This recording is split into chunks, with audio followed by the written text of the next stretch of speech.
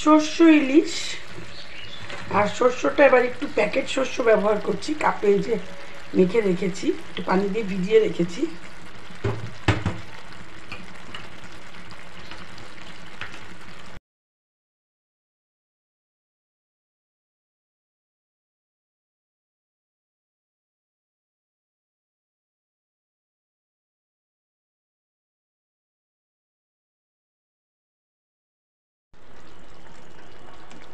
শস্যটা ঢেলে দেওয়ার পর এই যে ইলিশটা এখন আমি ঢেকে দিব।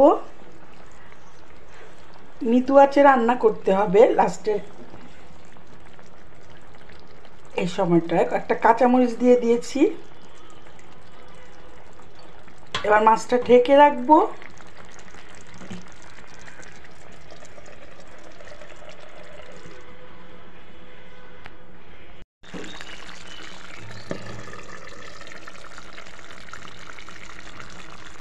ওয়াও, কি সুন্দর কালার এসেছে, আর এত সুন্দর একটা অ্যারোমা চারিদিকে ছড়িয়ে পড়েছে যে এখনই মনে হচ্ছে এক প্লেট ভাত নিয়ে গরম গরম শস্য ইলিশ খেয়ে নিই। আর আমি কখনো খিচুড়ির সাথে ইলিশ মাছ খাইনি, আজকে খিচুড়ির সাথে ইলিশ মাছ, শস্য ইলিশ খাবো। সরি, খিচুড়ির সাথে ইলিশ মাছ খেয়েছি, কিন্তু শস্য ইলিশটা সবসময় সাদা ভাতেই খাওয়া হয় বা পোলাওর সাথে। তো আজকে আমি খিচুড়ির সাথে খাবো শস্য ইলিশ। দারুণ মজা হয়েছে সত্যি।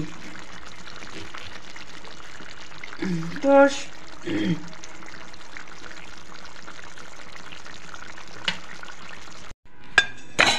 এই যে আমার শস্য ইলিশ, এটা হচ্ছে আজকে আমরা দুপুরে খাবো। আর এটা বাড়তি শস্য ইলিশটা তুলে রেখেছি, এটা আমার বুবুর জন্য। আজকের মেনুটা হলো আলু ভর্তা, টমেটোর চাটনি আর ইলিশ, শস্য ইলিশ।